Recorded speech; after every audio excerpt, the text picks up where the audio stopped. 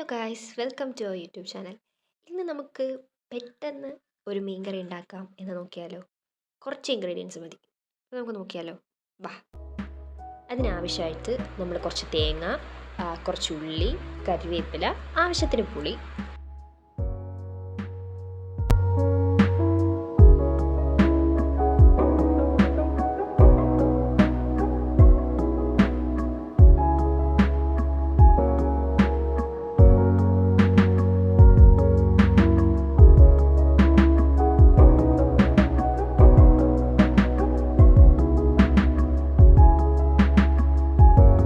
പിന്നെ മുളക് പൊടി, അത് ആവശ്യാനുസരണം വേണം എടുക്കാൻ. മഞ്ഞൾപ്പൊടി,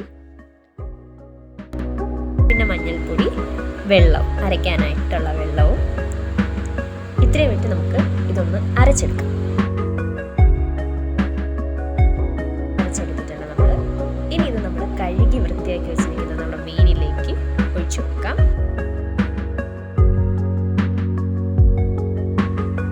ആവശ്യമായിട്ടുള്ള വെള്ളം നമുക്ക് അതിൽ ഒഴിച്ചു കൊടുക്കാം. എന്നിട്ട് നമ്മൾ കുറച്ച് തക്കാളി, കുറച്ച് പച്ചമുളക് അരിഞ്ഞു വെച്ചിട്ടുണ്ട്. നമുക്കിത് രണ്ടും കൂടി അതിനകത്ത് ആഡ് ചെയ്യാം.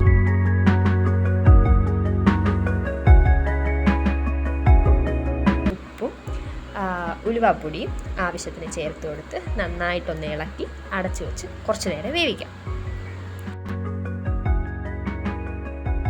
നന്നായിട്ട് വെന്ത് വന്നതിന് ശേഷം കടുക് വറുക്കാം.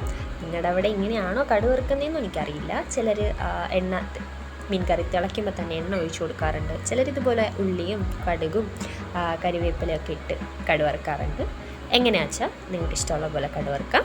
ഞാനിങ്ങനെയാണ് കടുക് വറുക്കണേ.